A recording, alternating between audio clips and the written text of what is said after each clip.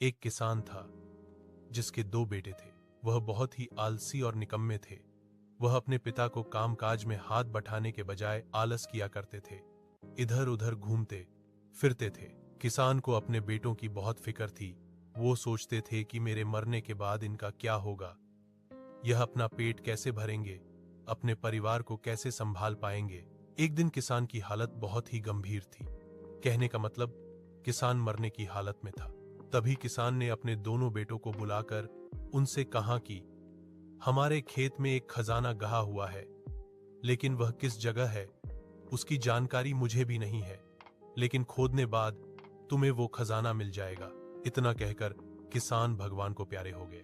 खजाने की खबर सुनकर दोनों बेटों के मन में लालच आ गया और वो दोनों खेत पर चले गए और खेत को खोदने लगे।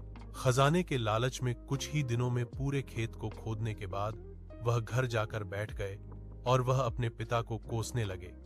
इसी तरह कुछ महीने बीत गए और वर्षा ऋतु का आगमन हुआ। किसान के बेटों के पास पेट भरने के लिए सिर्फ एक ही जरिया था, वो है खेती।